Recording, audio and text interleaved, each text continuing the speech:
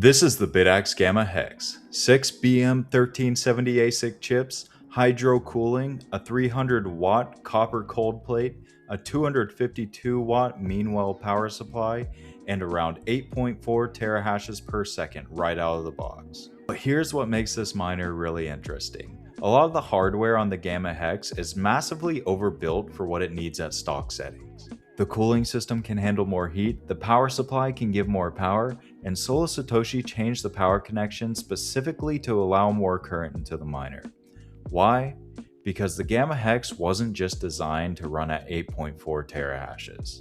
It was meant to be pushed. So today we're going to look at the Bitaxe Gamma Hex from head to toe, look at my real-world stock performance, see some of the crazy overclocks that we've already seen in the community, and then compare it to another similar miner that's on the market.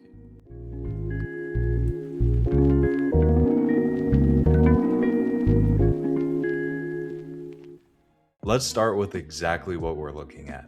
This is the Bitaxe Gamma Hex 1300 from Satoshi. At the center of the miner, there are 6 Bitmain 1370 ASIC chips. At factory settings, Satoshi rates the Gamma Hex at approximately 8.4 terahashes per second, 140 watts from the wall, and about 16 to 17 joules per terahash. And one of the biggest changes from the other Bitaxes is pretty obvious. This thing is hydro-cooled, and that isn't just here to make it look cool. The entire miner has been designed around giving these 6 chips way more room to run than they need at stock settings. So let's start at the top and go through all the hardware. The name of this miner gives away one of the main features. Hex 6. There are 6 BM1370 ASIC chips under the cold plate. And adding 6 times the ASICs doesn't just mean 6 times the potential hash rate. You've also got to deliver significantly more current. You've got 6 chips generating heat. Your voltage regulators are handling considerably more power. Your cooling system has more work to do. And your power delivery hardware has to be designed around all of that. So pretty much everything else we're about to look at exists to support these 6 BM1370s. Probably the most obvious piece of hardware on this miner is the hydro cooler. The Gamma Hex uses an all-in-one liquid cooling system with a pure copper microfin cold plate.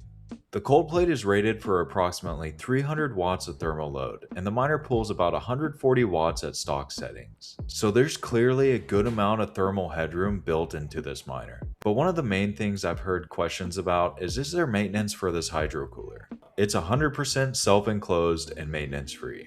You're never supposed to open it, you don't have to refill it, and you never have to top it off with more coolant. It's designed to operate as a sealed system for its usable life, which is about 40,000 hours. If you run it for 24 hours a day, that's about 4.5 years. All you have to do is run it and let the cooling system do its job. And using liquid cooling has another really important advantage for a home miner: noise. The Gamma Hex is listed at about 30 decibels. Most of that heat is being moved into this radiator by the liquid loop, and then this larger fan can dissipate it without sounding like an airplane taking off. And for the amount of hash rate this thing is producing, this is extremely home friendly. And of course, there's the RGB lights, and there's one thing that you should know before you put this thing in your room.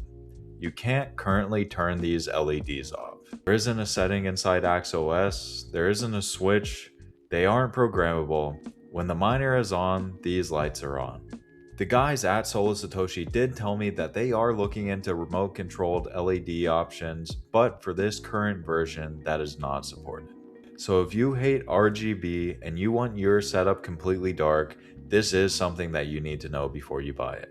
I personally think they look pretty cool though. Now up next, this is probably one of the least flashy parts of the miner, but definitely one of the most interesting. Power connection has changed. The Gamma Hex uses a PCIe style connection with the included power supply using a Molex plug. And there was a very deliberate reason for moving to this: more current. On smaller miners, you might have a power connection where basically 2 main conductors are doing the work.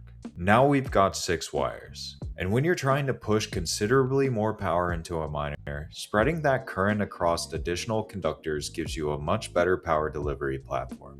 And for those of you familiar with the old Antminer S9 power supply setups, you might be familiar with this. And if you really want to start pushing this miner, this connector is there so that the power delivery system isn't the thing immediately holding it back. Moving on to the power supply, I think this is part of the package that comes with the Gamma Hex that needs more attention. This isn't some generic 12 volt adapter, it's a meanwhile. The supply outputs 12 volts at up to 21 amps with a rated continuous output of 252 watts. This means you don't have to look at the 80% rule. This supply is rated by the manufacturer at 252 watts of continuous output under its rated operating conditions. And considering stock power consumption is about 140 watts, that means you got about 112 watts left. This gives the miner more headroom to push it even farther with the supplies you get when you order it.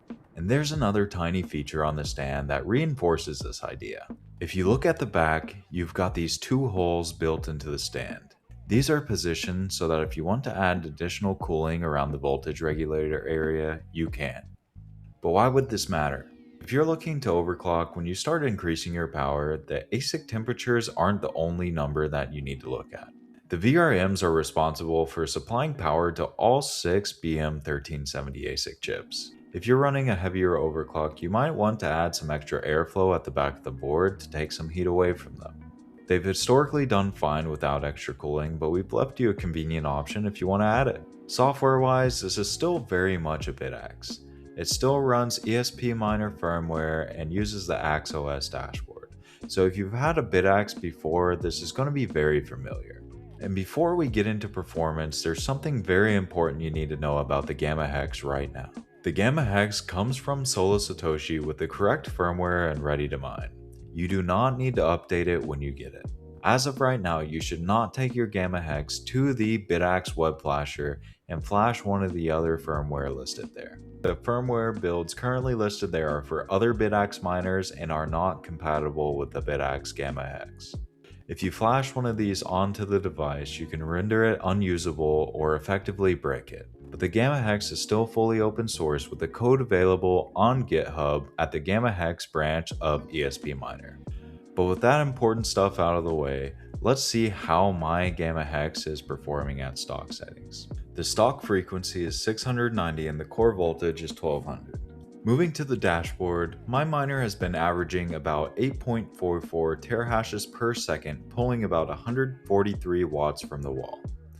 This gives it an efficiency of high 16s to 17 joules per terahash. All this while my ASICs are running about 49.5 Celsius with the fan about 52%. And honestly, even if you never touch the overclocking, you're already talking about 8.4 terahashes per second that can sit on your desk. But stock performance isn't the main reason people got interested in the Gamma Hex. It gets really interesting when people start pushing it. When Satoshi unveiled the Gamma Hex at Mining Disrupt, this was one of the main things that stood out.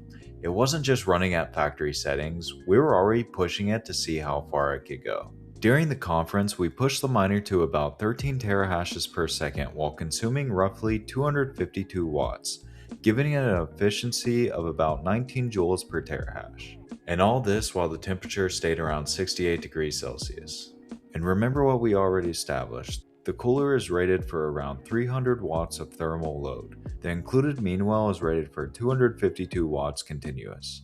And you've got a 6-wire power connection designed specifically to move more current. So there is very clearly hardware headroom beyond factory operation. And one important thing to remember is that overclocking depends on many things such as the individual chips, voltage, frequency, cooling, VRM temperatures, power delivery, ambient conditions, and the plain old silicone lottery. And Mining Disrupt isn't the only place we've seen people experimenting with these. And that's kinda inevitable with Bitaxe. Give the community an open source miner, give it an oversized cooling system, give it a beefy power supply, give them frequency and voltage controls, and somebody is going to see what happens. Here we have a community member who's done some crazy modifications with the Hex, and in this video it's running at about 14 to 15 terahashes per second. The latest update I've seen from them is this tweet where they've added on new coolers, fans, and are hitting about 15.6 terahashes per second at 43 Celsius, which is pretty crazy. But one of my favorites, which takes the top, is the Gamma Hex unhydroed, which they got running around 10 terahashes per second with a temperature of 60 Celsius. The important thing isn't necessarily which person has the single highest screenshot, it's what all of these results tell us about the design. The 6-chip platform has a considerable amount of performance available past the stock operation, and that leads us into comparing it with another similar miner on the market. This is the HammerMiner BC08. Both miners use BM1370 ASIC chips, but there's one major difference. The BC08 has 8 chips, and the Hex has 6 chips. Stock, the BC08 runs around 9.6 terahashes per second at 155 watts, while the Gamma Hex is around 8.4 terahashes per second at 140 watts. Both are right around 16 joules per terahash, so yes, stock for stock, the BC08 is faster. But here's where the comparison gets interesting. The BC08 cost $589. The Gamma Hex cost $449. That's about a $139 difference, and after seeing the overclocks that we just went over, that price gap seems a little bit harder to justify. But we've already seen the 6-chip Gamma Hex pushed into that same performance range and beyond. BC08's high performance mode is rated around 12 terahash per second at 210 watts. Now the BC08 does have an advantage when it comes to efficiency because those 2 extra chips allow each individual chip not to work as hard. But if you're the kind of person who's already interested in Bitaxe, you're probably already comfortable with tinkering with settings anyways. And for $449.99, the Gamma Hex already gives you the 300 watt hydro cooler, the 252 watt mean well power supply, 6 BM1370 ASIC chips, and a platform specifically designed with overclocking in mind. You're saving almost $140, and instead of paying for 2 extra chips, you can take advantage of the hardware that you've already got. So after spending some time with the Gamma Hex, I think there really are 2 different ways to look at it. The first is simply as it ships. At approximately 8.4 terahashes pouring 140 watts, this is already a very capable miner. It's quiet, compact, hydro-cooled, runs 6 BM1370 chips, and runs AxeOS. For the cooling system, there's no regular maintenance and it lasts 40,000 operational hours, or 4.5 years.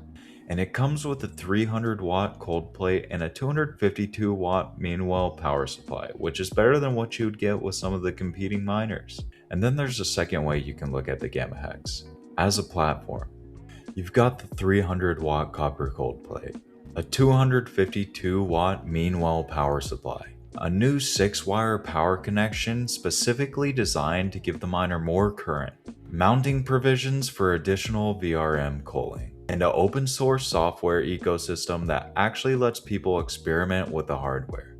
That's what makes the Gamma Hex more interesting than simply saying it's an 8.4 terahash miner. 8.4 terahashes is where this miner begins, but is not where it has to end. So after going through everything, I think that Gamma Hex is one of the most interesting Bitaxe miners that Solo Satoshi has released yet.